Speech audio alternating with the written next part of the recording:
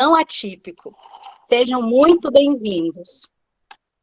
As 2 primeiras formações previstas no calendário reformulado foram lives organizadas pela DINF, a Diretoria de Educação Infantil, e pela CRES também. A terceira estava a cargo de cada escola organizar. E nós, das equipes especializadas de apoio à aprendizagem de educação infantil, aproveitamos a oportunidade para realizar um sonho, um planejamento que nós tínhamos desde 2019, que era reunir todo o grupo da educação infantil que trabalha na nossa cidade. Bom, como diz a canção, hoje vamos desejar o bem, sem olhar a quem, acabar com a solidão no ato de estender a mão. Então, com o aval das equipes gestoras, preparamos esse momento com muito carinho para que todos os professores que atuam na educação infantil do Gama pudessem se encontrar, ver que não estão sozinhos, perceber que somos muitos e que mesmo de forma virtual é possível estendermos as mãos uns aos outros. E essa união faz toda a diferença. Esse momento é fruto de um trabalho coletivo, que possibilitou a escuta das diversas realidades que temos em nossas escolas e das partilhas colaborativas para um apoio de qualidade em nossas relações. Apresento a vocês as pedagogas que fazem parte das equipes especializadas de apoio à aprendizagem da educação infantil do Gama. No Jardim 2, Yara Angélica. Bom dia a todos, sejam bem-vindos a essa nossa manhã que já começou com muitas emoções. Jardim 3, Nilda Lena. Não sei se está aqui ou está no outro. Tô sim. Bom dia, sejam todos bem-vindos, que possamos aproveitar o máximo essa manhã maravilhosa. Jardim 4, Lourdes. Bom dia, sejam todos bem-vindos. Nós possamos aproveitar essa... Jardim 5, a Piedade, que eu não sei se está hoje aqui como convidada. E Jardim 6, Martinha. Está aqui, Martinha? Bom dia a todos e a todas. Bom dia, professor Simão. Bom dia, Martinha, saudade. Saudade também.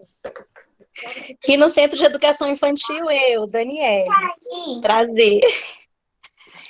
No momento, aguardamos a nomeação e contratação de novos profissionais de psicologia para completar as equipes das nossas escolas.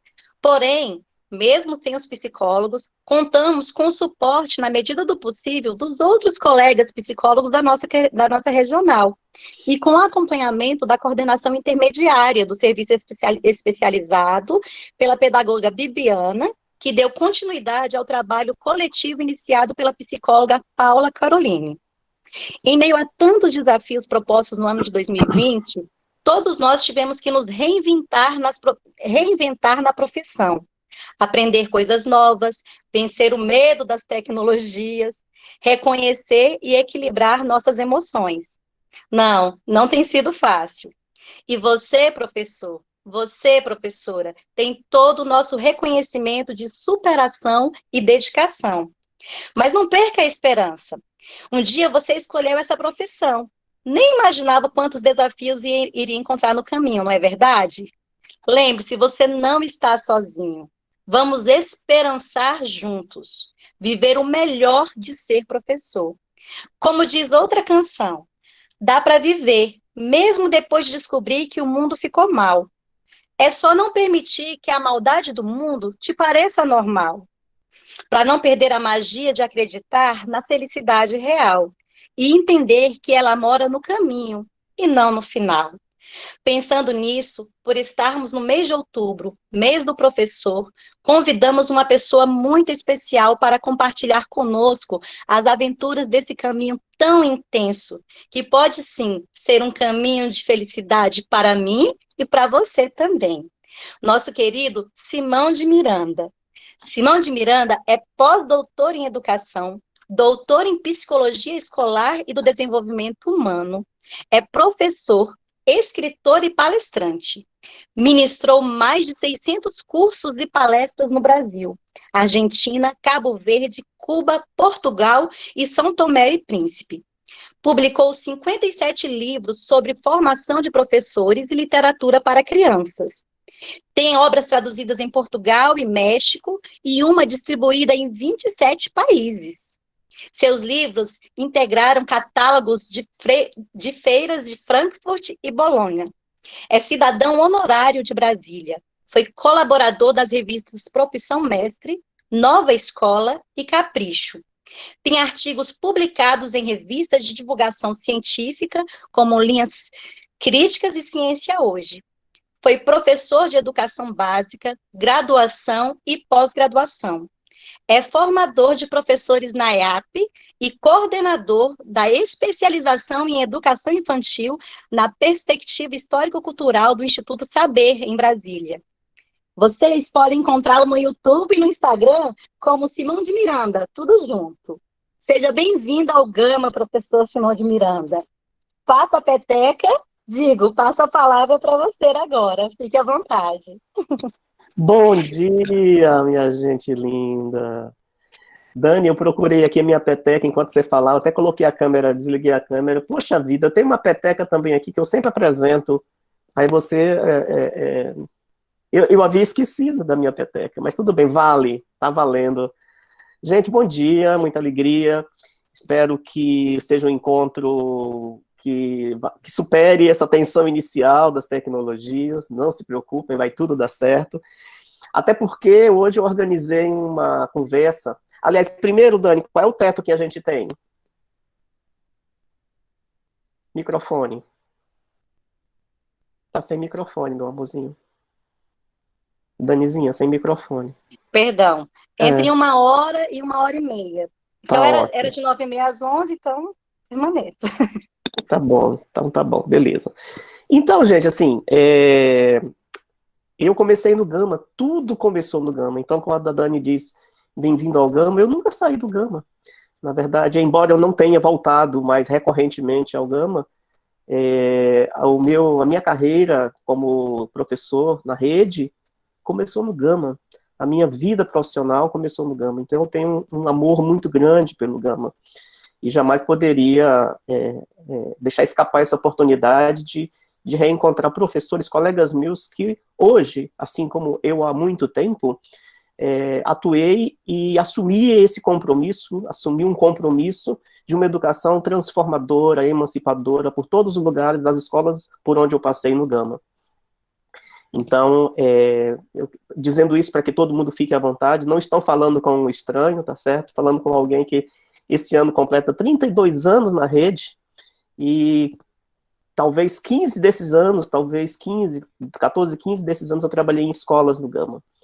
E por isso mesmo, essa conversa que eu sempre faço com muito prazer, intitulada carinhosamente de professora, não deixa a peteca cair, eu reconfigurei de um modo muito especial. E eu estou chamando esse nosso encontro de aula-espetáculo. E vocês, isso é uma garantia que eu dou, vocês não sairão deste nosso encontro do jeito que entraram. Então, gente, a gente está aí frente a um desafio. Aliás, quem trabalha na educação sempre encontra desafios. Aliás, o nosso codinome é desafio. E quem trabalha na rede pública sabe disso como ninguém. E quem já trabalhou nas duas redes sabe que uma coisa é a rede privada, outra coisa é estarmos com os desafios, não só os desafios materiais, mas sobretudo os desafios de um compromisso que a gente tem com a escola pública. De fazer desse espaço um lugar privilegiado das transformações sociais, da ascensão social, da liberdade, da libertação e da emancipação. Sobretudo, né, quando nós sabemos que quando nós escolhemos essa profissão, estávamos todos nós absolutamente conscientes de onde a gente estava entrando. Espero que nenhuma de vocês tenha se sentido iludidos ou iludidas por uma promessa de que entrar na rede era um espaço, era um paraíso pleno e absoluto. Eu costumo dizer que quem trabalha com a educação pública sabe, e quem está aqui por uma opção sabe das dores, mas também sabe das delícias. que é o ato de educar na nossa escola pública. Quem nunca reencontrou um aluno, perdão, quem nunca reencontrou um aluno e que tenha dito da importância que você teve na vida dele, ainda vai encontrar. E quando a gente passa por essas experiências, a gente consolida a escolha que nós fizemos um dia lá atrás. Que magistério não é sacerdócio. Magistério não é dom. Magistério é muito estudo, é suar a camisa, mas é sobretudo uma entrega. A entrega nesse sentido. Não numa entrega que busca uma recompensa, mas é uma entrega que a recompensa está no próprio ato da entrega. De irmos todo dia sempre além daquilo, das possibilidades materiais, da realidade material objetiva que nos são dadas, que nos é dada. Por isso essa fala, ela é muito carinhosa nesse sentido. Primeiro, vocês vão perceber que a gente vai sair muito da caixinha, porque nós vamos filosofar bastante, mas daquele jeito que o professor, a professora, bem gosta de fazer com seus estudantes. De um jeito leve, de um jeito bem-humorado, para que a gente valorize entre as dores e as delícias que são inerentes à nossa profissão, que a gente valorize sempre as delícias que nós escolhemos pelo caminho. Para organizar a minha fala, que eu sou um dos que fala muito, eu vou apresentar, vou colocar aqui um slidezinho, e aí a gente vai organizando a fala. Deixa eu ver se eu consigo, com a mudança da sala, se eu não tive problema aqui com a minha apresentação, tá bom, minha gente? Eu vou só pedir que a Dani fique com o microfone aberto, Dani, só para... Ok. Apareceu aqui no meu. Perfeito. Então era só isso para a gente... Aqui na sala está aparecendo a primeira parte, tranquilo. Ótimo, maravilha. Então vamos nessa, minha gente. Na segunda sala não está aparecendo. Eu tenho que espelhar lá também, não é? Vamos ver se eu consigo fazer isso. Mas aí como é que eu vou fazer para manobrar as duas, minha gente? E agora? Eu acredito... Não sei. Eu penso que o senhor pode apresentar só uma e na outra só continuar falando, a gente vai... Gravar. Vamos ver se a gente consegue fazer isso. Está sendo gravada na primeira sala. Tá bom, então. Acho que se você projetar nas duas, porque cada sala tem sua apresentação. Quando você rodar nenhuma, ele vai rodar nas duas, porque você que vai mexer para cima e para baixo. Tá, vamos tentar aqui, Fredson. Vamos ver aqui, ver se eu consigo fazer isso que você está orientando. O guia do crono, só um minutinho.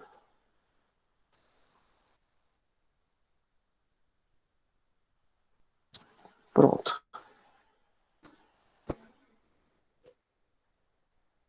Eu espero... Agora apareceu, Simão. Ótimo. Ótimo. Então vamos ver se a gente consegue manipular a partir dessa daqui, tá bom, gente? Então, gente, olha só. Eu só vou pedir que a gente não desligue as câmeras, eu preciso olhar para vocês. É a única oportunidade que nos resta da gente estar face a face. Então, por favor, não desliguem as câmeras, tá bom? É somente o áudio. Muito bem, minha gente. Ah, tá. Antes, né, um minuto para os comerciais. Então, a Dani disse de um curso que eu coordeno e que eu concebi. Então, fica o convite. É um curso voltado à educação infantil. É uma pós-graduação intitulada Educação Infantil na Perspectiva Histórico-Cultural. A gente está abrindo uma turma nova, assim que conseguirmos quantitativo, e as informações, as inscrições estão aí no flyer, mas depois eu vou deixar com a Dani e com a Bibi os contatos do Instituto. É um curso só de 6 meses, é uma pós-graduação autorizada, reconhecida pelo MEC, tudo direitinho, tá bom? São só 6 meses essa pós-graduação. Mas depois eu passo bonitinho o contato para todos vocês. Muito bem, minha gente. Então, nós somos uma profissão que, embora, né, nós tenhamos essa oportunidade que poucas das profissões podem oferecer a um profissional, que é trabalhar com um material humano e, sobretudo, trabalhar na perspectiva da construção do conhecimento. E essa perspectiva é uma perspectiva que nos desgasta emocionalmente. Então, o desgaste emocional, tenha você 1 ano, esteja você no estágio probatório, esteja você contando os dias para a tua aposentadoria, ele é intrínseco, ele faz parte da nossa profissão, porque não só lidamos com outro sujeito humano, na verdade não é só um, nosso desafio é lidar com um grupo.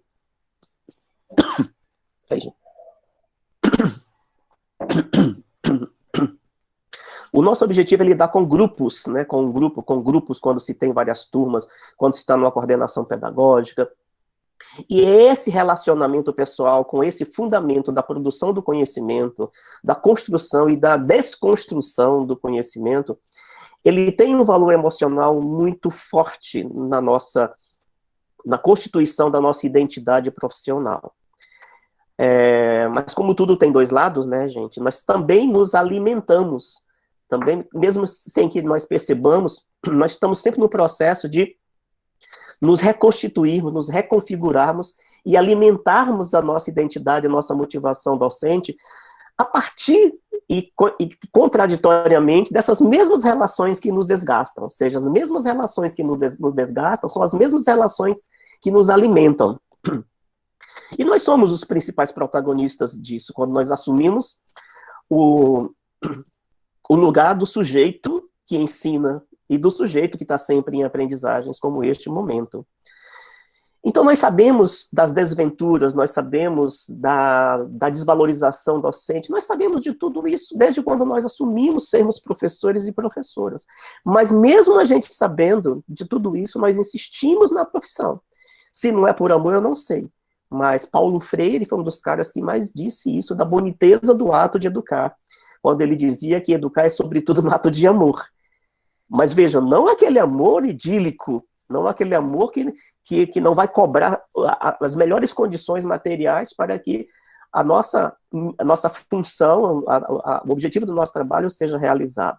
Então nós temos essa consciência e nós cobramos e devemos cobrar sempre do poder público as melhores condições de trabalho.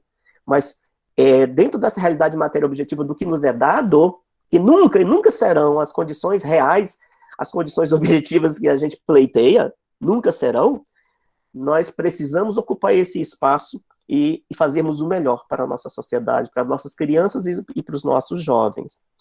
Agora, contraditoriamente, minha gente, nós somos os que mais reclamamos essa visibilidade, essa valorização da nossa profissão, mas nós também contribuímos na nossa subjetividade com a desvalorização da nossa profissão junto à sociedade.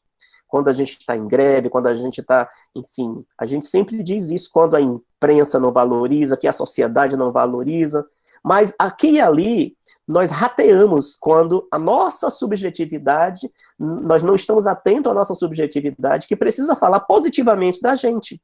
Se a gente quer falar de motivação docente, a gente precisa falar de identidade docente. Uma identidade docente qualificada, ela é o caminho, ela é a porta de entrada para que a gente se perceba como profissionais de valor. E aí, essa recompensa subjetiva, e ela não é uma recompensa salarial e nunca será, por mais que um dia a gente receba os melhores salários do planeta, nunca serão os salários justos, porque nós somos profissionais de valor, nós não somos profissionais de preço.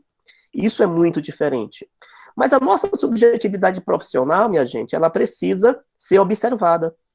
Eu costumo começar essa brincadeira perguntando como é que sua subjetividade profissional tem falado? E de que jeito que a nossa subjetividade fala? Às vezes ela fala com o humor nas nossas relações. Quando no momento descontraído do cafezinho, num bate-papo, num encontro casual, num barzinho, que, enfim, vai demorar a voltar, mas logo, logo voltaremos. A gente está sempre dando pistas, minha gente, de como é que a gente percebe a nossa profissão.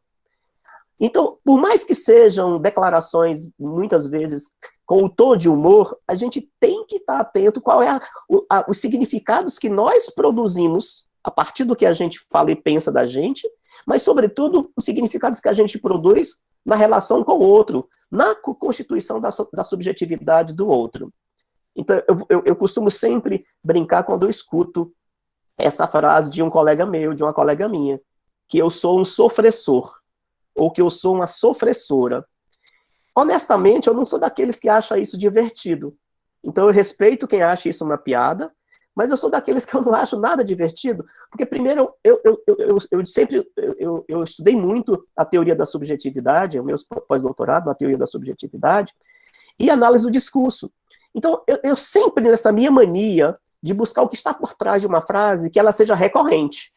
Então, se eu brinco com isso uma vez ou outra, é como uma piada mesmo, né? Não me produz muito sentido, mas eu me preocupo muito quando essas evocações, elas são recorrentes.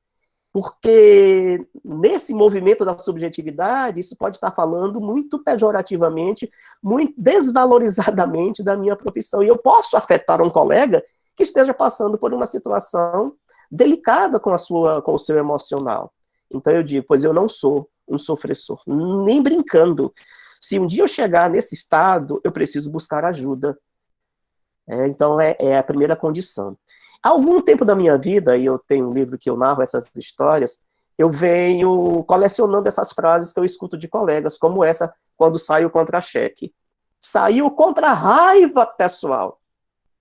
Eu acho isso terrível, porque eu trabalho o mês inteiro com raiva.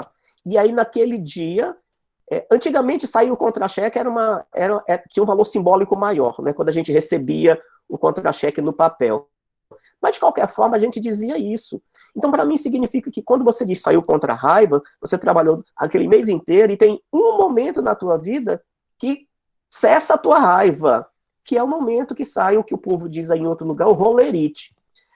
Eu escuto muito dizer do professor, da professora, quando eu pergunto, e aí, como é que você está lá na escola? Ih, professor Simão, eu estou no tronco. Ah, professor Simão, eu estou no maior lerê, lerê, lerê. Ah, professor Simão, eu estou no Rivotril. Aí o outro diz, pois eu estou no Lexotan, é só Lexotan na veia. Gente, teve um tempo que eu recolhi uma quantidade imensa dessas frases, a gente falando da gente mesmo. Aí todo mundo diz, sim, mas a gente precisa do humor. Pois eu sou desses professores que entendem que o espaço do humor é muito importante. Mas eu só estou chamando a atenção de que, em que momento, de que forma que essas... Vygotsky tem uma postura muito interessante quando ele diz que aquilo que a gente... são os processos de internalização e externalização, né, que aquilo que muito do que a gente diz que é da boca para fora, né, mas é da boca para fora. Então, há um momento que esses processos externos, minha gente, do que eu digo, ele pode ser internalizado, ou ele será internalizado no diálogo, na relação com o outro lado do diálogo. E em algum momento, esse externo internaliza. E essa internalização do externo, em algum momento, isso pode ser cristalizado. E quando isso se cristaliza, não é mais alguém dizendo para mim, percebem? Já sou eu dizendo de mim mesmo, que eu estou no tronco, que eu estou no lerê. Então, são evocações que a gente precisa estar muito atento. Uma outra evocação, que aí virou um para-brisa de carro, é essa que está nesse para-brisa traseiro, que eu vi em outros adesivos de carro. Esse aqui está assim, hei de vencer, mesmo sendo professor. Quem fez análise de discurso vai ter a oportunidade, né? Você tem o direito de interpretar como você quiser. Ou seja, o direito de interpretar de acordo com as suas idiosincrasias todas. Eu estou falando tudo de mim, minha gente. Se alguém pensar diferente, é o direito da liberdade de opinião. Quando se diz hei de vencer, mesmo sendo professor, tem um microfone aberto aí, minha gente. Eu jamais colocaria um adesivo no meu carro para todo mundo ver por onde eu passo, dizendo que, pobre de mim, eu sou professor, mas mesmo assim, sendo miserável, eu hei de vencer. Então eu digo assim, não é piada que se faça quando a gente se propõe exatamente reclamar da sociedade, à sociedade, a valorização do meu trabalho, a valorização da atividade docente. E como é que você reage a uma colocação dessa, né? Como é que você discute, né? Uma outra situação, isso aconteceu no Distrito Federal, nos idos dos 2000, e inclusive, se não me falha a memória, virou uma campanha do Simpro, em camisetas do nosso sindicato, que era esta: não me sequestre, sou professor. O não me sequestre, sou professora.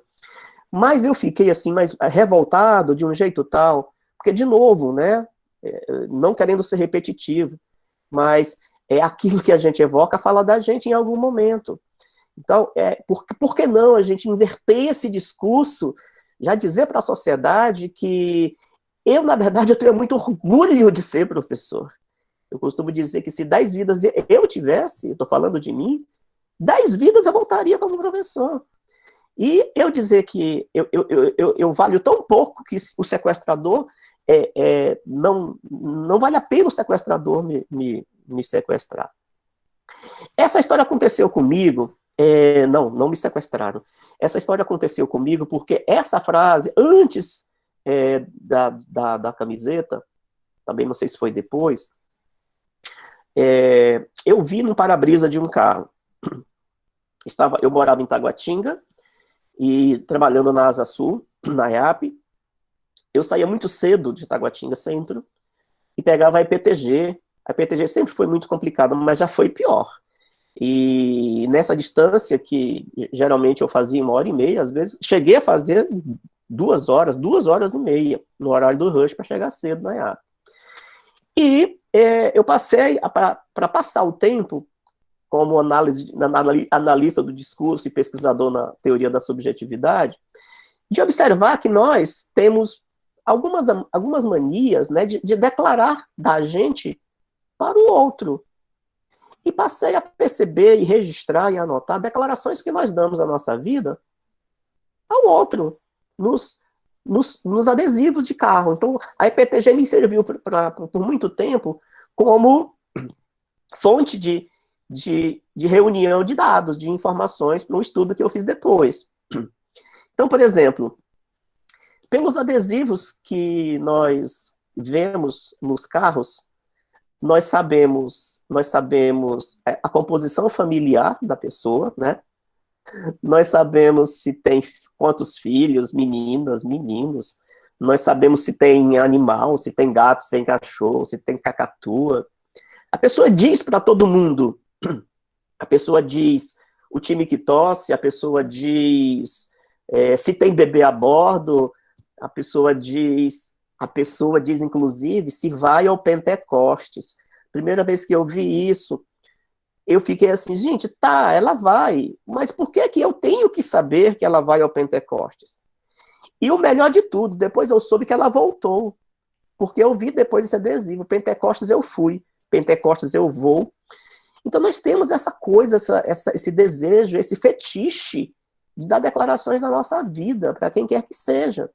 Então nós sabemos se a pessoa é devota de Nossa Senhora no adesivo do carro, nós sabemos se a pessoa curte música country, música caipira, pelo adesivo do carro. Então o carro é um outdoor, né, no qual a gente dá declarações da gente.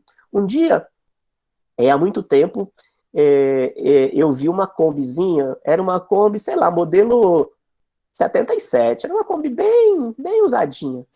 Aí estava escrito assim atrás da Kombi, logo em cima do para-brisa traseiro, presente de Deus. E logo embaixo, vende-se. E eu, mas gente, como assim? Mas que mal agradecido. Se Deus é onisciente, como a gente acredita, ele vai castigar esse cidadão. Como é que ele declara que foi um presente de Deus, nem retira o adesivo do presente e embaixo está vendendo o presente de Deus? Então são coisas para a gente rir, mas são coisas para a gente pensar. E aí, em um belo dia, eu descendo da EPTG, dei de cara mesmo, que estava na minha frente, um para-brisa com esta frase: não me sequestre, sou professor. Só que estava assim, sou professor. E aí, eu já havia, inclusive, comprado uma câmera veicular, porque para eu não me distrair no trânsito e ficar copiando, eu ficava atrás do carro e clicava na câmera, que ela é filmadora e máquina fotográfica também, e fotografava o adesivo que eu queria colocar na minha coleção. E nesse dia, eu falei, não, esse adesivo eu preciso dele, porque eu preciso fazer uma análise disso. E aí me posicionei, o trânsito muito lento atrás do carro, mas enquanto eu buscava melhor posição, melhor ângulo e foco, enquadramento para a fotografia, eu passei a analisar a situação daquele professor. Primeiro era isso. A primeira declaração que ele dava é que ele era um professor, na minha análise. A segunda declaração que eu supus que ele estivesse dando era denunciando, era fazendo a catarse, compartilhando com o trânsito a situação de miséria que aquele colega meu de profissão estava vivendo. Então, assim, e se eventualmente ele estivesse, essa terapia, essa catarse, qual o valor disso efetivamente para ele? Primeiro, assim, que era uma exposição desnecessária. Segunda, um motivo de chacota, porque se ele achou que, né, que fosse talvez angariar compaixão, poderia ter sido motivo de chacota maior. Olha a situação do professor, né? Outra, poderia estar se colocando numa situação de risco muito maior, porque vai que alguém, um sequestrador real, quer tirar a prova dos 9, vai que ele está brincando, né? Eu vou sequestrar. E se ele não colocasse nada, né? E se ele eventualmente, no seio dos relacionamentos dele, na própria escola, com os amigos, dissesse isso num coletivo, ou dissesse isso para um colega da escola, a gente tem sempre aquele ou aquela que a gente se afina mais. Diga isso numa mesa de bar para um grupo pequeno. Peça ajuda terapêutica, peça um conselho, peça dinheiro, se for o caso, mas pague depois, tá? Mas você coloca isso para o mundo todo saber que, ô senhor ladrão, o senhor não me sequestre, porque não vai valer a pena. Eu sou um professor, eu sou um reles professor. Enquanto eu pensava, esse carro ia mudando de faixa e eu mudando de faixa atrás dele, tentando o melhor ângulo e pensar. Quando eu dei por mim, minha gente, a pessoa estava zigue-zagueando no trânsito e eu atrás. E aí, por um momento, caiu a ficha. Olha o que eu estou fazendo.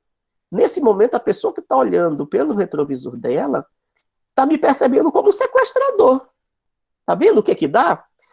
Mas eu não tinha feito a foto ainda. Então, ela cortava para a direita, eu ia atrás, cortava para a esquerda, eu ia atrás.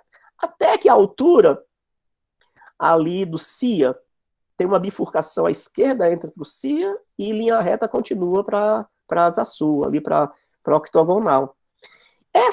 Esse professor, essa professora, não sei, ela entrou para a esquerda, cortando todo mundo na direção do CIA. Eu pensei por um momento em segui-la, mas em um momento de lucidez, eu lembrei que no CIA tem uma delegacia de polícia. Eu falei, meu Deus do céu, tenho certeza que ela vai parar na delegacia e dizer que tem um sequestrador atrás dela. E aí eu segui o meu caminho, fui para o meu trabalho, e fiquei pensando nisso até hoje. Isso já tem talvez uns 8 anos, mas fico pensando nisso, que foi uma história real, até hoje. Então, das coisas que a gente evoca e não percebe na nossa profissão. Essa declaração sobre mim mesmo, ou essa declaração sobre ele mesmo, no caso, o adesivo no carro, também me deu margem para pensar de modo romântico, de modo alto astral, que não era isso, efetivamente, o que ele queria dizer. Na verdade, ele não terminou o adesivo. Talvez ele tivesse, eu vou usar o ela aqui por causa da frase que eu coloquei aqui na camiseta. Assim, e a fotografia, eu não consegui a fotografia, porque eu fiquei tão envolvido na análise daquela situação. Eu não, aliás, eu fiz várias fotografias daquele adesivo, mas não consegui fazer uma fotografia bacana. Mas isso realmente aconteceu. Mas eu imaginei que aquele meu colega, com o qual eu tenho muita compaixão e, ao mesmo tempo, eu tenho muita indignação, não tinha terminado a frase. Que, na verdade, o que ele queria ter dito era assim: não me sequestrem, sou professora, farei muita falta a alguém. Então, vejam, existe sempre uma outra forma da gente dar o recado ao mundo. Então, se essa foi a intenção e ele não conseguiu terminar a frase no adesivo falta de R$1, ou sei lá o quê, é para chamar a atenção da gente. Que na nossa subjetividade, minha gente, e a gente nem sempre percebe, mas ela está sempre nos dando pistas, a subjetividade está sempre nos guiando. A subjetividade é como se fosse os andaimes, né? É o nosso jeito de ser e estar no mundo, guiado pelas relações, guiado pelas nossas concepções de um mundo, de humano, de sociedade. Então, eu desejei muito, de coração aberto, que isso fosse uma simulação minha, que seria esse o desejo, mas desejei muito, de coração aberto, que teria sido essa, na verdade, ou poderia ter sido essa, na verdade, a intencionalidade daquele colega meu.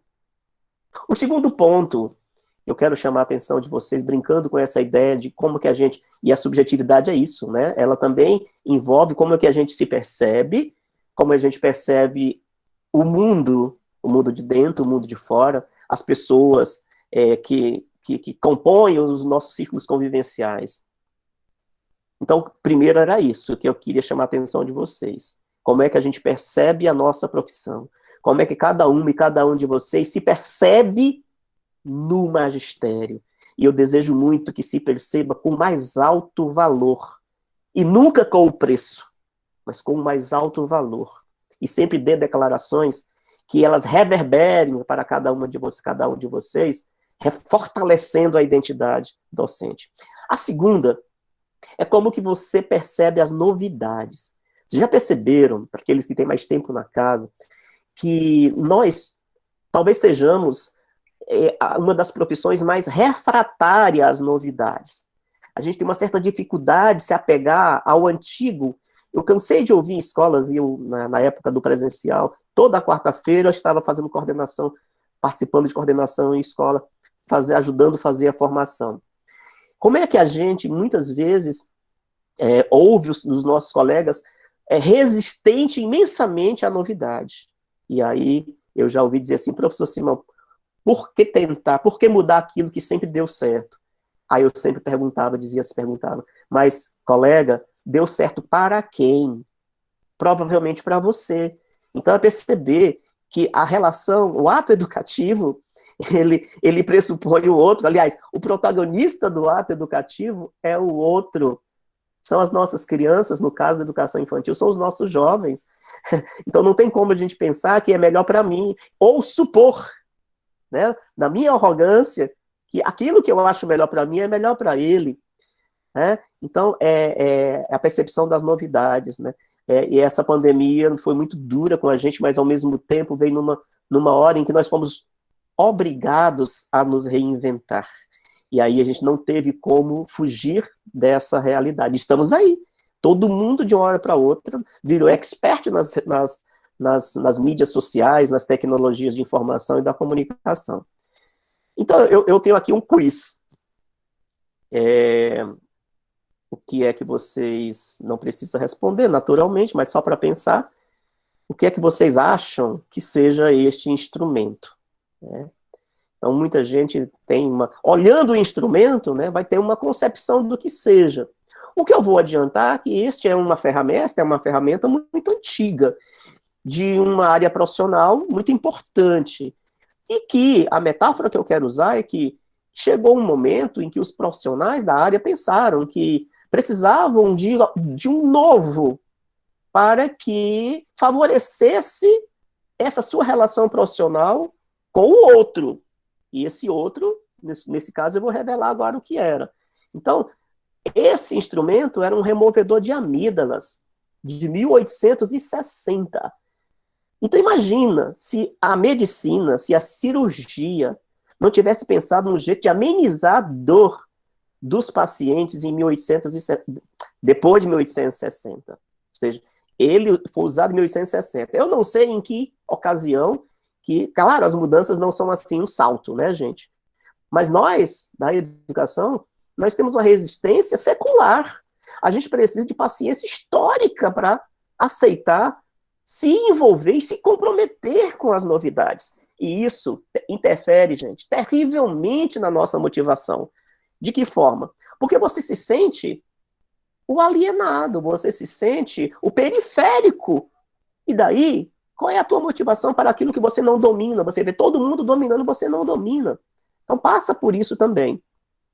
Esse outro instrumento, já é uma pista que eu vou dar, ele é da mesma ocasião, mas ele era, na época, gente, uma serra para amputação de membros. Assim como o removedor de amígdalas não se usa mais há muito tempo, aliás, todo mundo sabe que cirurgia de amígdala é algo bastante simples. Você sai, né, inclusive com um pote de sorvete para casa, porque tem que tomar muito sorvete. Nós sabemos também que hoje a amputação de membros tem uma tecnologia impressionante, mas em 1800 e alguma coisa, a legenda sumiu, era com uma serra, uma espécie de cegueta que você compra na loja de ferragens. Então, isso aqui, se eu tivesse com o áudio ligado, se você estivesse com o áudio ligado, eu iria escutar agora muitos ais e muitos uis. Porque da mesma forma, essa ferramenta era utilizada em 1800 e alguma coisa, a gente vai ver na legenda em seguir. Agora, vocês têm ideia do que era e para que servia esse instrumento? Acho que não. Alguém deve ter dito, é um fórceps. Talvez seja um fórceps. Mas veja, em algum momento da história, os profissionais dessa área, que é um instrumento cirúrgico, decidiram que não podia ser mais assim. Que em benefício do outro usuário daquele serviço, assim como a gente deve pensar também na gente, na educação, dos nossos alunos, nossos estudantes, e nós, que somos também, que repercute em nós, na nossa motivação, na nossa identidade, quando a gente assume as novas tecnologias, assume as novidades como um todo. Isso era um fórceps, sim, mas para extração de hemorroidas, em 1800. Quem tem uma mente mais curiosa, mais criativa, imagine a cena, como era, gente. O sujeito que chega lá para extrair as hemorroidas. Né? Então, assim, são formas da gente perceber que as novidades, elas são necessárias. E eu digo mais, as novidades são necessariamente intrínsecas umas às outras. Né? E o outro? Então, como é que a gente percebe a si mesmo, como profissional, como a gente percebe as novidades, e, por último, como a gente percebe o outro. E esse outro, nós sempre pensamos dessa forma, né, que como a gente percebe o outro, que pode não implicar na forma como o outro nos percebe, mas ela é também de uma forma recursiva. A forma como a gente percebe o outro acaba refletindo na forma como nós nos percebemos e como o outro nos percebe. E quando eu falo outro, dentro do campo da educação, é o outro, os nossos colegas da escola, é o outro, os nossos estudantes de todo dia, com todas as suas singularidades, com todas as suas pluralidades. E por que isso é importante quando a gente fala de identidade docente e de motivação e de não deixar a peteca cair, minha gente? Por quê?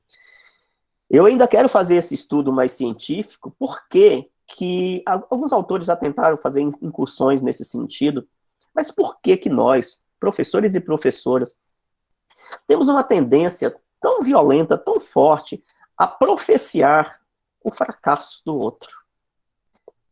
Podem perceber que parece que o sucesso é uma obrigação do estudante. E aí a gente tira o foco do sucesso e foca na profecia do fracasso. E mais, nas profecias que nós chamamos autorrealizáveis.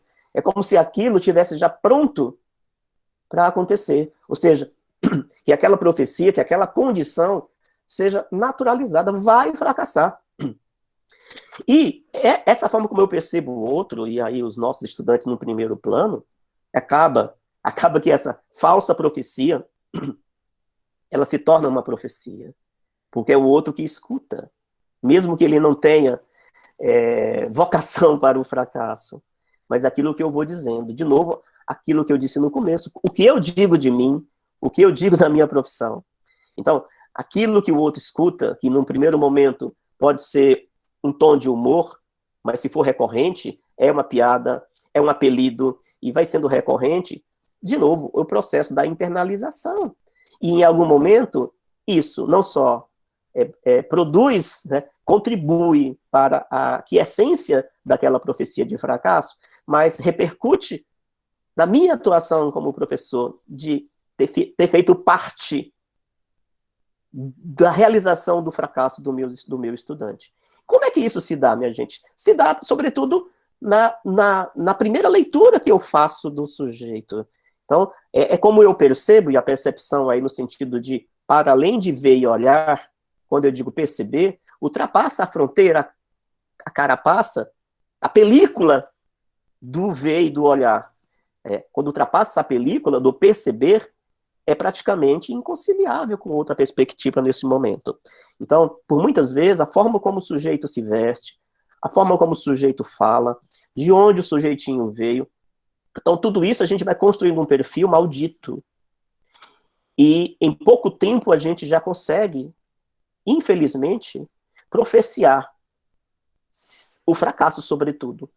Às vezes a gente profecia aqui e ali timidamente um sucesso, mas de modo geral alguns estudos mostram isso. Maria Helena Souza Pato, na Produção do Fracasso Escolar, que é um clássico da pedagogia, diz isso também. Em geral é do fracasso. E por que não a do sucesso? E é um exercício, eu sei que não é fácil de fazer, mas é um desafio que eu coloco todos os dias para os meus estudantes, hoje que são professores na rede, e são minhas estudantes na especialização na qual eu trabalho, e em outros lugares por onde eu já passei. O exercício diário, o esforço de profeciar o sucesso. Então, eu vou brincar aqui com vocês, ainda não.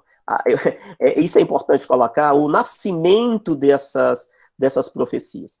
Porque fala assim, mas é na escola. Não, não é na escola necessariamente. Às vezes essas profecias nascem nos lares. Às vezes nascem na casa da gente, professores e professoras. Na casa de quem estuda. E aí eu acho inadmissível que isso aconteça nos lares de quem estuda, de quem está aí para quebrar esses grilhões, para romper com esses paradigmas. Mas em muitos outros lares, sobretudo de quem não estuda também. Não é só um privilégio, vamos dizer assim, entre aspas, um privilégio maldito dos lares das camadas menos, das camadas das zonas de vulnerabilidade social, desamparadas social e culturalmente. Então, quem nunca ouviu isso, gente? E mais, aí cada qual que faça seu exame de consciência. Se alguma vez vocês profeciaram isso, brincando ou não, em casa. Menino, você é impossível. Menina, por que você não é como o filho da fulana? Contigo só Jesus na causa. Coitada da professora quando você entrar na escola. Está profeciando que ela vai tocar o terror quando ela entrar na escola. Você nunca faz nada direito, você me mata de vergonha. Menino burro, não aprende nada. Estou vendo que você não nasceu para a escola. Isso é uma pequena compilação que eu fiz de uma longa lista que está em um livro meu chamado Afetividade e Autoestima da Criança. Tudo bem, aí a criança ainda não entrou na escola, está ouvindo isso tudo de forma recorrente, certo? Aí a criança vai para a escola, e quando chega, se ela der a sorte de não ouvir isso, ou se reproduzir esse padrão que tá posto, a gente, né? Aí chega na escola, a tia pode dizer para ele, menino, você é impossível, hein? Ô, fulana, por que você não é igual com uma coleguinha tal? Ai, cicrano, só Jesus na causa. Coitada da sua professora, do ano que vem, ela já está fazendo a transferência da profecia maldita para a colega dela do ano que vem. Você me mata de vergonha, deixa que eu faça, você faz tudo errado. Menino, você é burro, não aprende nada, estou vendo que você não nasceu para a escola. Então vejam que a gente tem aqui nesse recorte um momento de cristalização. Primeiro a criança por muito tempo escutou em casa isso. E depois ela vai escutar, olha gente, então a família, sobretudo pai e mãe, e as professoras e professores, são os primeiros significativos, os primeiros personagens mais significativos da vida de uma criança em estágio de desenvolvimento, ali na primeira infância, segunda infância. Então, eu vou dizer para vocês, a professora ou o professor chega a ser mais importante o que ela diz do que o que diz a mãe e o pai. Então, se a tia disse, minha gente, é muito difícil ela não acreditar que aquilo seja verdade. Fica, plasma, consolida, cristaliza. E aí, em algum momento, ela vai dizer, tá aí, eu sou realmente impossível. Eu quero ser igual ao coleguinha tal, mas se eu não for? Realmente, comigo é só Jesus. E como é que ela pode interpretar isso? Só Jesus na casa, eu sou um cão. Vou tocar o terror. E coitada da professora, mas me aguarde a tia do ano que vem.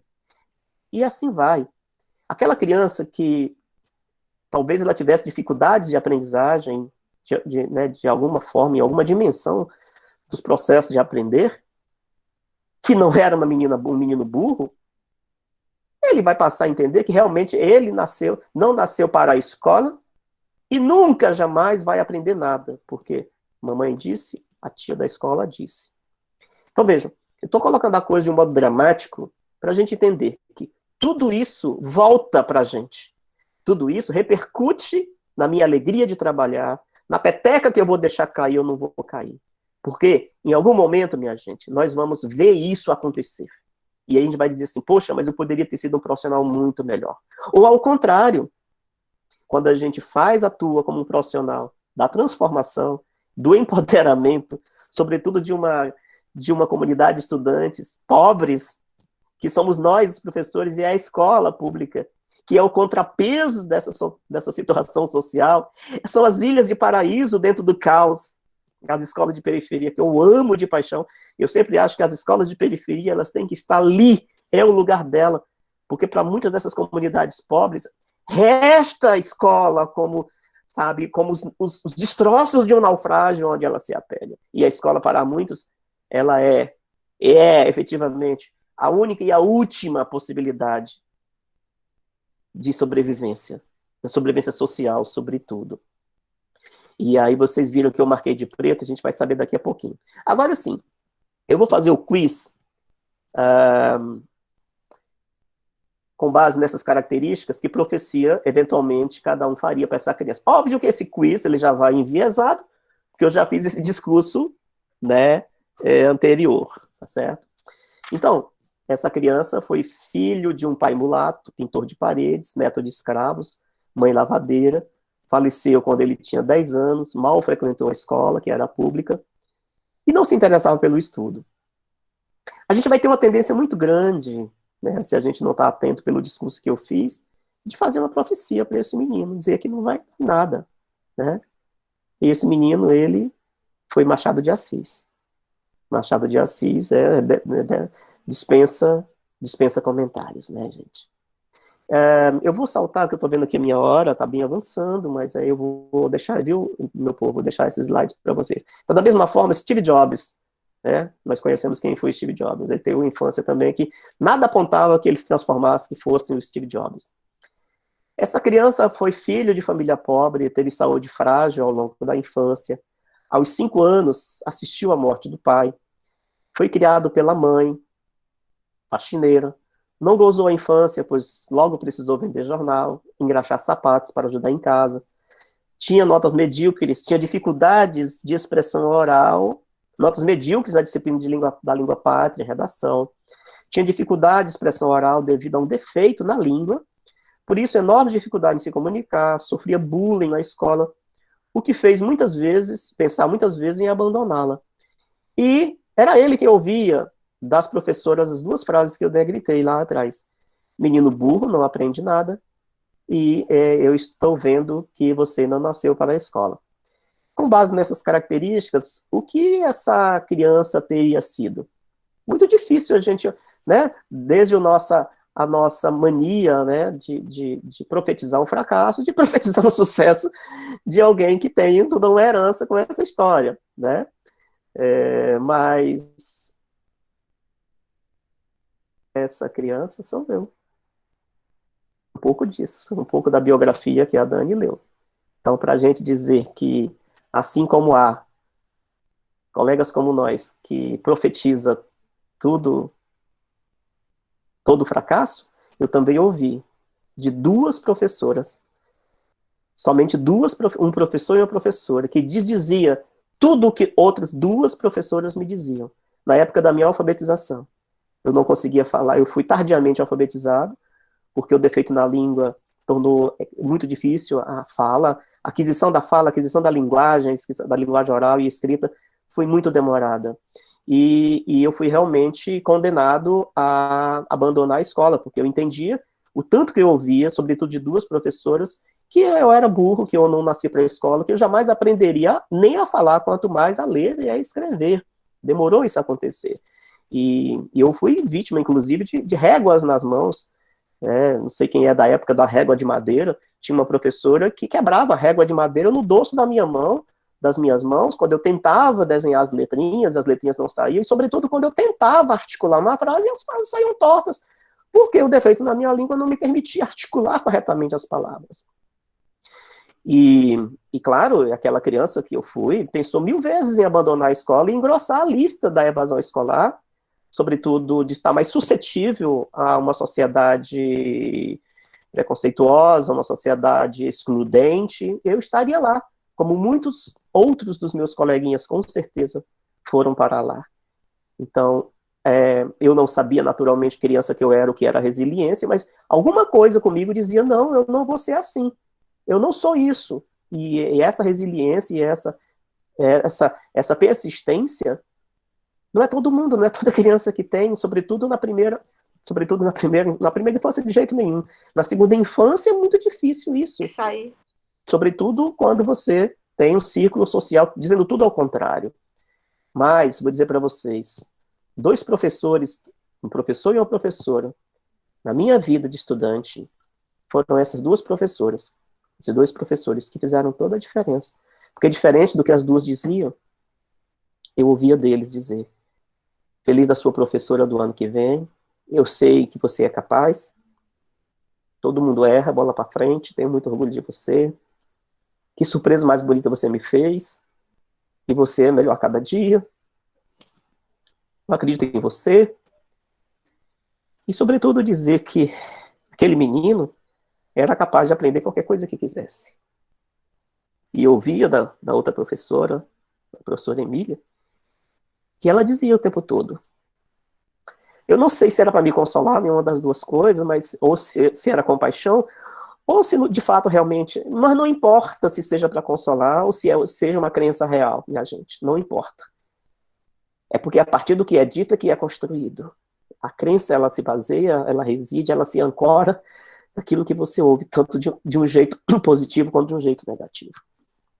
Então, a professora Emília muito dizia, Simão, você e a escola nasceram um para o outro. Eu tenho muita gratidão à escola pública, muita gratidão a 2 professores, esses 2 professores. E um deles foi no Gama, no começo da minha caminhada no ensino fundamental, que fizeram toda a diferença. E é por isso, não é por outra razão, que eu elevo a escola pública como o espaço social, que se não for pela escola, não é por nenhum outro lugar. Então, se a gente quiser diminuir a vala da exclusão social, se eu estou na educação e eu não quero passar pela educação em vão, a nossa passagem pela educação pública não pode ser em vão. Porque na medida em que e hoje eu olho para trás, eu olho pelo retrovisor o tempo todo, são 31 anos de magistério. Quantos estudantes passaram por mim aí no Gama? Eu trabalhei desde o ensino fundamental ao ensino médio. E quantos já me reencontraram nas redes sociais, pessoas importantes e de valor? E quantos dizem para mim o quão eu fiz a diferença para tirá-los de um lugar que talvez o destino, como se diz por aí, iria levar. Porque era a reprodução de uma situação de exclusão social advinda dos seus pais. Mas a escola fez comigo e faz todo dia as diferenças. Então, por isso que a minha escolha profissional, a escolher ser professor, foi a forma de eu dizer que a minha gratidão com a escola pública ela é eterna, e por onde eu vou, e hoje quero dizer isso para vocês nesse momento, nessa aula espetáculo, de dizer que é isso. Quem está aqui entendendo por que está, principalmente, qual é a tua função social, professor e professora, não é apenas de onde você tira o teu sustento, você está no lugar que você tem uma responsabilidade social. Não perca o foco dela. Isso faz toda a diferença na constituição da tua motivação, da tua identidade. Então, eu vejo que o tempo todo eu falei de como a gente percebe tudo isso, né? Mas nós não fomos treinados para perceber isso tudo, gente. Há uma brincadeira na Gestalt que desafia a nossa percepção, vou passar bem rapidamente, que eu quero chegar na melhor parte da nossa aula, espetáculo, né? Que A Gestalt diz, né, que nem sempre aquilo que a gente vê, de fato né, na verdade, isso não, a justaposição das partes não necessariamente ela configura-se como um todo. Então, nesse sentido, brinca-se com algumas imagens, a Gestalt, que é a figura e fundo, para onde, o que é que você destaca. E eu uso essa metáfora para dizer que toda vez que a gente olha para o outro, seja o nosso colega de trabalho, seja os nossos alunos, e a gente não vê, não está ali só a figura, não está ali só o fundo, existem vários planos, que não são dois, figura e fundo, no caso do humano em desenvolvimento. São múltiplos planos, nós nos constituímos de muitas dimensões. E por que a gente vai insistir de olhar para aquela dimensão eventualmente saliente a nós, que talvez seja a dimensão do provável fracasso? Então, aqui vocês estão vendo que são pilares e perfis de pessoa. Aqui você pode pensar o que seja, né? E ter várias interpretações, mas é um saxofonista e o rosto de uma pessoa. Aqui também você pode pensar que só está vendo a árvore, mas você tem uma criança também na silhueta da árvore, né? Eu vou passar, tá, gente? Então, aqui. E, sobretudo, pensar, né, que tem sempre uma forma da gente olhar para o outro com um olhar mais humano. Quando a gente olha para o outro com um olhar mais humano, nós nos humanizamos também. Aliás, a educação serve para isso. A educação não é para tornarmos necessariamente mais sabidos, mais inteligentes. A educação serve para nós nos humanizarmos. E nunca, como hoje, né, a sociedade precisa de se humanizar. Eu gosto dessa imagem porque mostra o que muita gente poderia considerar que seja um iceberg. Que isso foi o suficiente para afundar o Titanic. E não é. O que nós estamos vendo é apenas a ponta do iceberg. E muito disso do outro é isso. Quando nós classificamos apressadamente o outro, nós não estamos vendo o que ele tem de mais importante. A gente está vendo a ponta do iceberg. Né? Este é o iceberg. Este é o iceberg. E aí, tentando já caminhar para a finalização, para a gente abrir um espaço para conversar, há um livro meu que eu publiquei pela Vozes, que se chama Como se tornar um educador de sucesso, que é um livro com muito humor, e essa imagem, eu trato disso lá. Como você cuida da sua imagem, porque eu me preocupo sempre, quando a gente pensa na imagem física, e esquece, sobretudo, a imagem subjetiva. Então, quando eu digo assim, professor, professora, zele pela sua imagem subjetiva. É óbvio que, né, você está elegante, com um bom antitranspirante, banho tomado, né, um enxaguatório bucal, porque a gente fala perto das pessoas, é claro que isso é importante. Mas a tua imagem subjetiva como é? Porque é preciso lembrar que a lei da física é irrevogável, né, que a imagem sempre chega antes a imagem é luz, né? A imagem sempre chega antes do que nós mesmos. Então, nesse sentido, a importância crucial disso aí.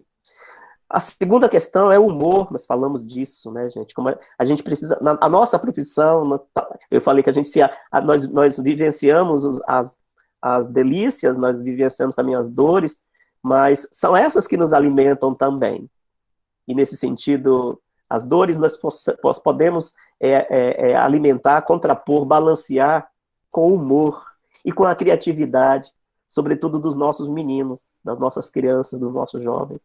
E às vezes a gente entende a escola como um espaço fechado de sisudez, que é um espaço... A educação infantil ainda tem o privilégio, eu sempre quando olho para crianças pequenas na educação infantil, eu acho que elas nunca deveriam sair dali, nesse sentido de ser um espaço em que as relações são humanas, que elas têm rodinhas, elas trabalham, né, em grupos, que elas brincam, mas logo, logo elas vão encarar uma realidade muito dura, que é como a gente percebe a escola no ensino fundamental.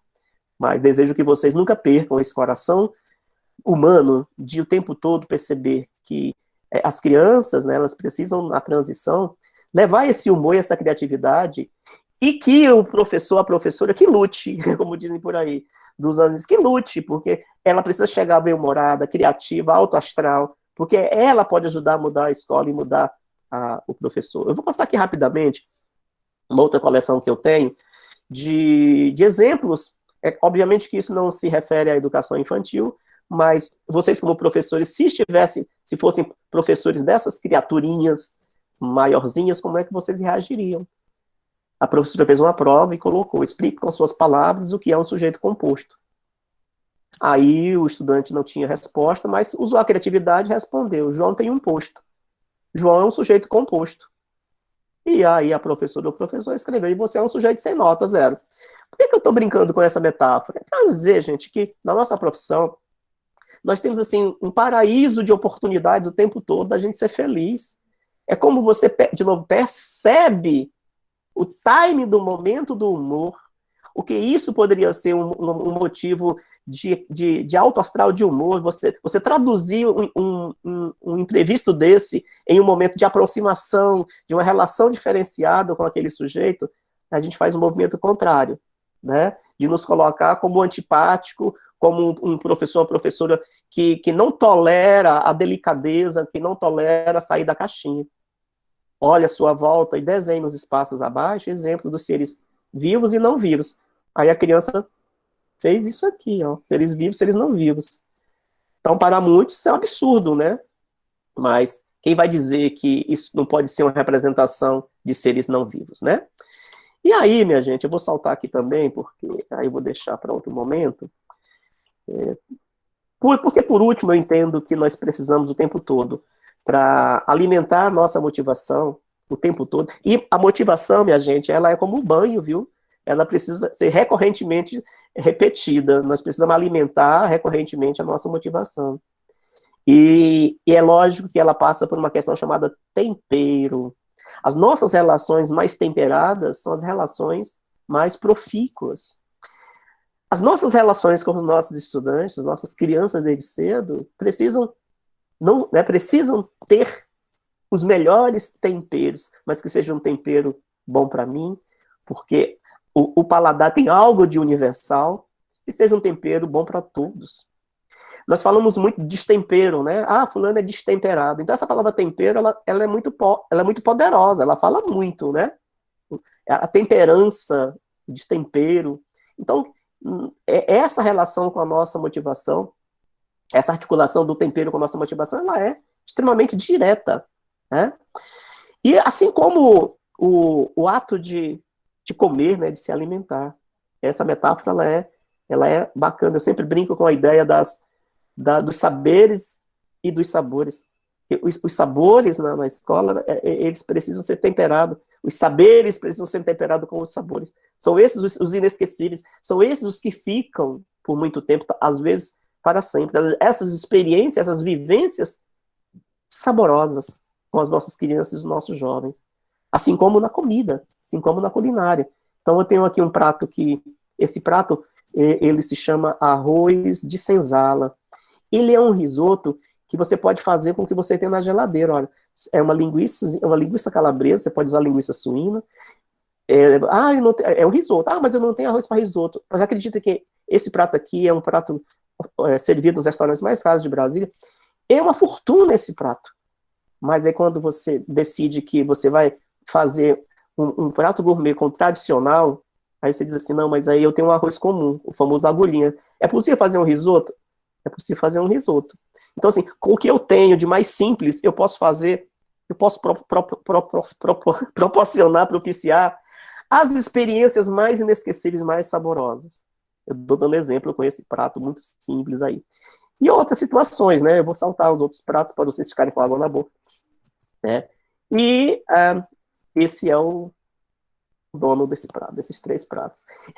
Eu sempre fui muito ligado com cozinha e eu tenho o costume de fazer em casa. Aqui em casa, minha gente, quem cozinha sou eu. De segunda a segunda. As 3 refeições, café da manhã, almoço e jantar. Então, quando minha esposa chega, quem serve sou eu. Então, ela vai para o descanso dela, a cozinha é meu espaço, e não tem um só dia em que não tenha algo diferente para ser servido com base no que eu tenho de tradicional.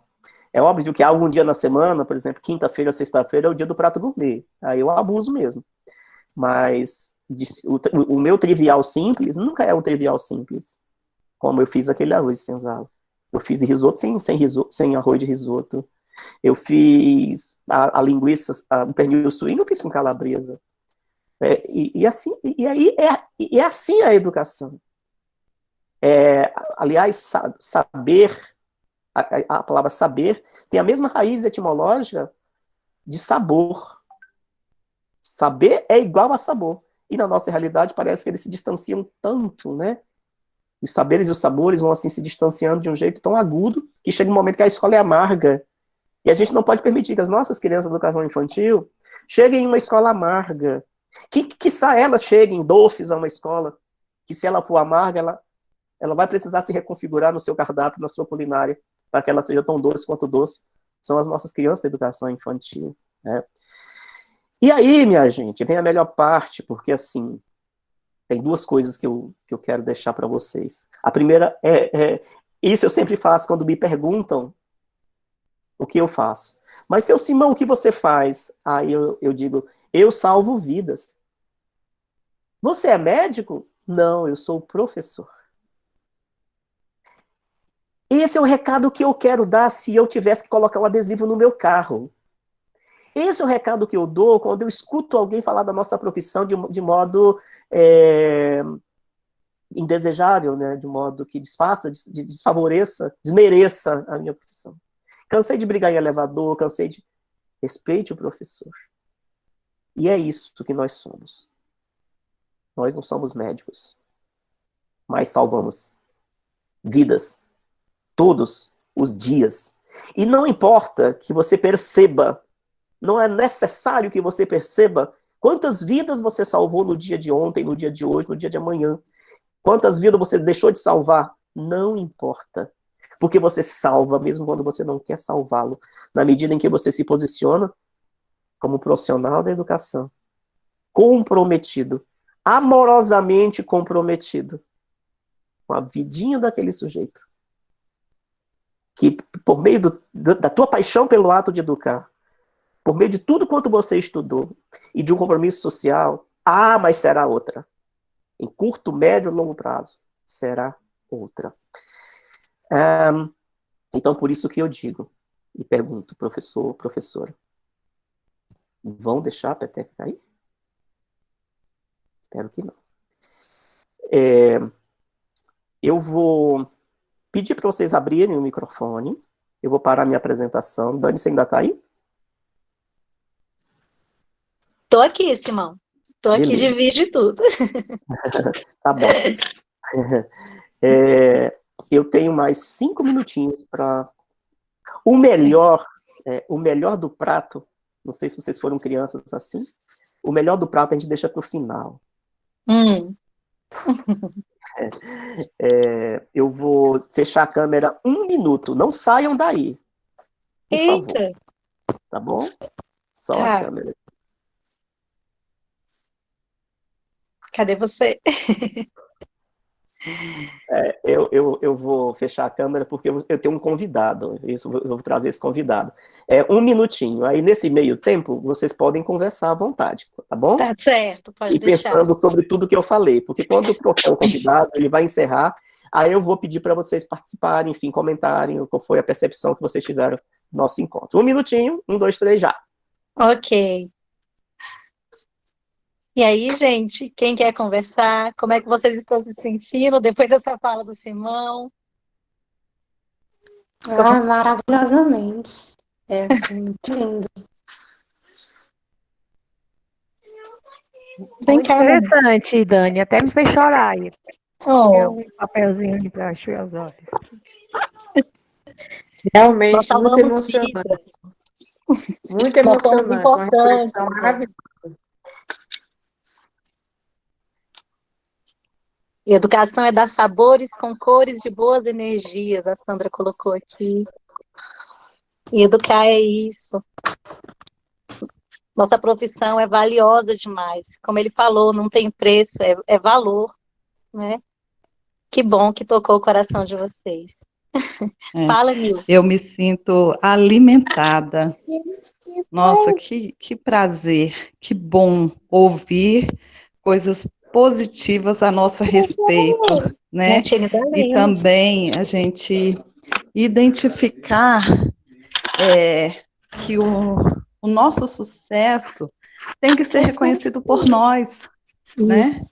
Então, a gente Pode a gente sabe do valor. A gente sabe do valor que a gente tem. E a gente sofre porque, infelizmente, muitos não sabem, né?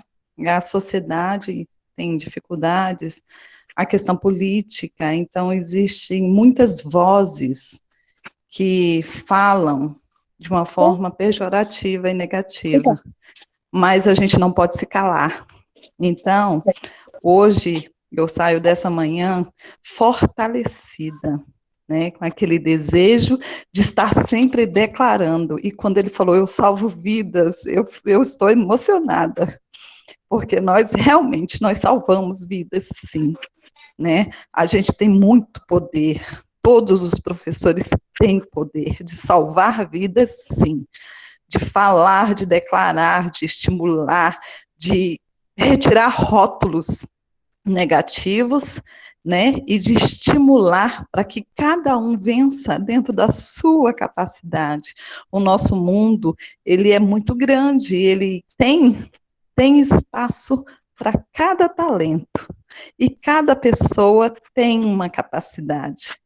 E nós descobrimos muitas capacidades ao longo do percurso da nossa vida como educador. Então, eu saio alimentada, né, deste momento, e saio também mais forte nas minhas declarações positivas, né, eu já estou, assim, caminhando para o final da minha carreira, mas eu sei que eu ainda faço parte, né, de uma geração que busca a qualidade de vida. Então, eu desejo que todos nós, professores, que a gente possa aposentar com saúde mental e física. E isso eu declaro aqui para todas nós, para todos, né, para todos, uma saúde mental, uma saúde emocional, uma saúde física, e que continuemos nesse propósito, né? Salvar a vida do outro e salvar a nossa também. Muito obrigada, Simão, foi um presente. Obrigada mesmo. Muitos relatos positivos aqui, Simão. Tanto no chat quanto no... Opa! Opa! Quem chegou? Quem chegou? Quem chegou? Então, minha gente, olha só. Tá ok aí? Oi. Ah, então desculpa.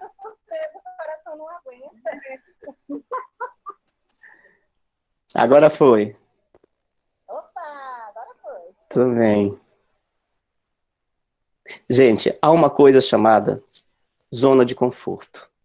Então, de tudo que eu disse, de tudo que eu falei de coração aberto, não é fácil a gente falar da gente, de vivências que marcaram a gente. Não é fácil. Mas é às vezes necessário, porque não se fala do não vivido, se fala do vivido. Mas o convite que eu quero deixar aqui no final é que há algo que sempre nos prende para a mudança, para a ousadia, para fazer produção de sentidos, para que nós produzamos sentidos para aquilo que a gente faz e para aquele sujeitinho, para aquela criança. Educação é, sobretudo, uma atitude e é um momento de produção de novos sentidos. Mas, para isso, nós precisamos do esforço de rompermos a bolha das zonas de conforto. Quando eu falo que nós somos refratários, é isso. Nós construímos rotinas. O professor é muito disso. E pode ser que aquela rotina, aquele jeito de fazer, seja realmente efetivo ao longo dos anos, 20, 30 anos de magistério. Mas as mágicas só acontecem fora da zona de conforto. As transformações, a mágica, o encanto, o desejo, o apetite, nunca na mesmice das zonas de conforto. E então, muitos de nós, vamos ver se vocês conseguem ver aqui, né? Não precisa me ver. Mas é porque, às vezes, nós precisamos sermos este mágico, e nós somos, sobretudo, aqueles que todo dia tentam, buscam, ensaiam tirar o coelho da cartola. Porque a mágica precisa acontecer. E, às vezes, a gente tenta tirar o coelho da cartola, e aí não é bem um coelho. Não é bem um coelho. Não sai o coelho que a gente queria tirar da cartola. Mas a gente tem que ter esse esforço de que pode ser que não saia um coelho da cartola, mas que no encanto da magia, representada pela entrega, pela dedicação, pelo compromisso, nós podemos criar toda uma nuvem de otimismo, de crença no futuro, de fé, sobretudo, de fazer com que a criança, o jovem, realmente acredite naquilo que a gente diz o tempo todo, do que ele é capaz, aquele sujeitinho é capaz de fazer. Então, às vezes, a mágica também, não sei se vocês estão conseguindo perceber aqui, deixa eu ver aqui, né? Que a gente faz todo dia, pode não produzir um coelho da cartola, mas pode vir uma flor. Ou, de repente, uma surpresa grande no final.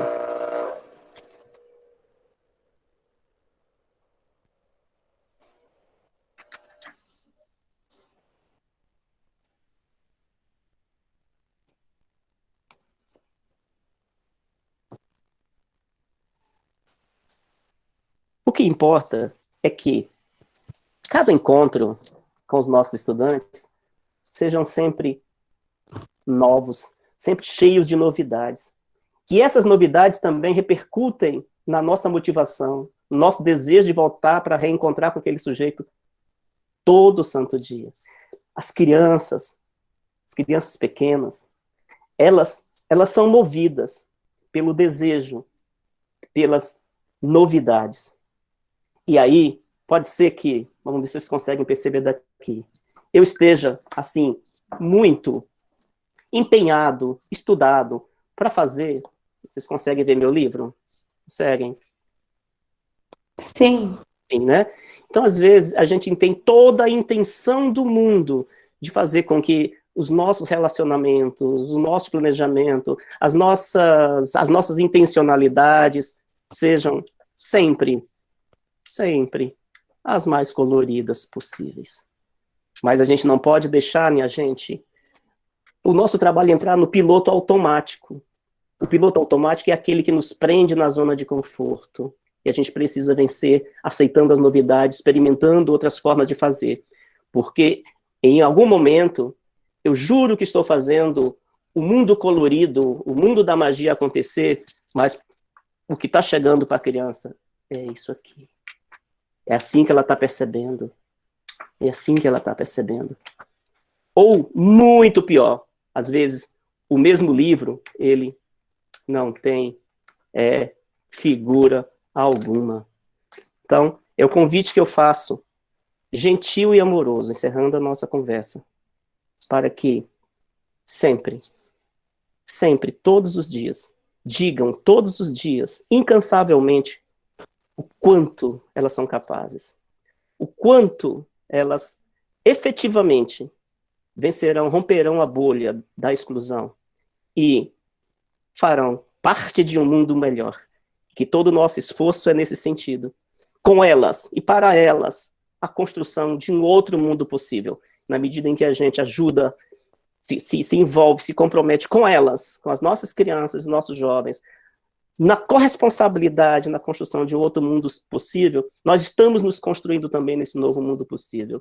E aí é possível dizer sim, eu tenho um orgulho imenso de ser professor. E se 10 vidas eu tivesse, seria professor em todas elas. Muito obrigado. Muito bom, Simão! Muito obrigada por esse momento maravilhoso. Palmas para o Simão, gente. Que convidado maravilhoso nós recebemos hoje. Nossa. Dani, você é suspeita. Nossa, os comentários aqui estão demais. Olha lá, obrigada, gratidão. Muita gente agradecendo por esse momento. A Cléo hoje está de aniversário, colocou aí no chat. Que presente maravilhoso foi essa formação. Então, assim, a gente só tem a agradecer mesmo. Muito bom ouvir essas palavras, né, tão saborosas, como você mesmo fala, sobre a nossa profissão. Eu também sou suspeita para falar, porque eu sou muito feliz com a profissão que eu escolhi. Eu me sinto muito realizada como professora, tenho muito orgulho de ser professora e saber que eu salvo vidas e saber do poder dessa nossa palavra, né, da minha palavra. Então, que a gente leve tudo isso que você falou com muito carinho no nosso coração e que reflita no que a gente está passando, né, lá do comecinho da conversa, quais são essas falas subjetivas que estão permeando aqui a nossa constituição profissional. Então, foi riquíssimo, Simão. Muito obrigada.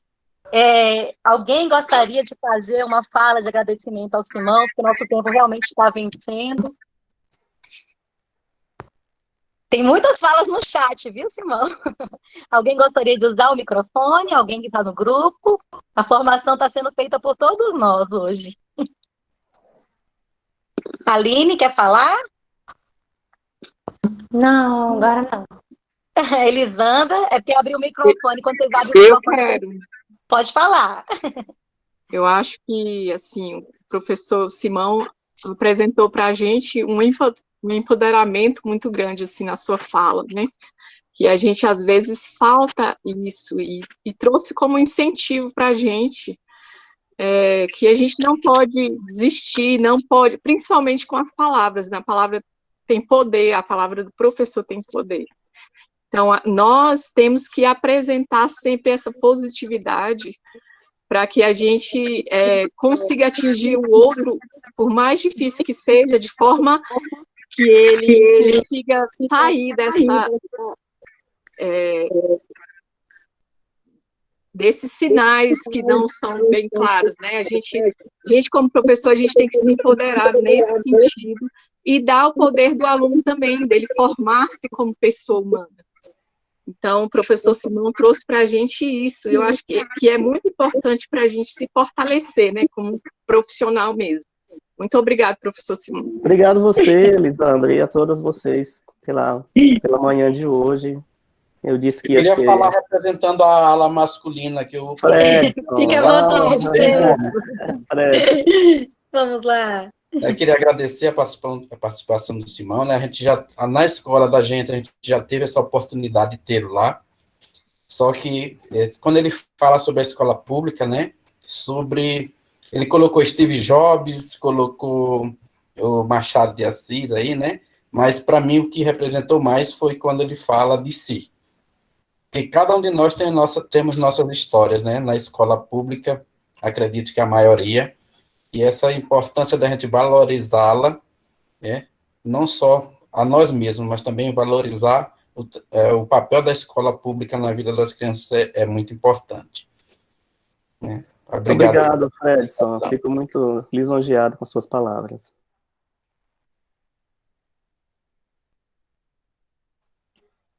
Eu quero falar também. Angélica, diretora do CEIUM. Oi, Angélica. Eu estou tendo o prazer de conviver esse ano com o Simão. Eu estou fazendo a pós-graduação, que ele organiza, né? E está sendo maravilhoso, gente. Quem puder fazer, entrar nessa nova turma. Que propaganda melhor no ar, né, Angélica? Que delícia. Essa propaganda maravilhosa. E assim, é sempre bom ouvir.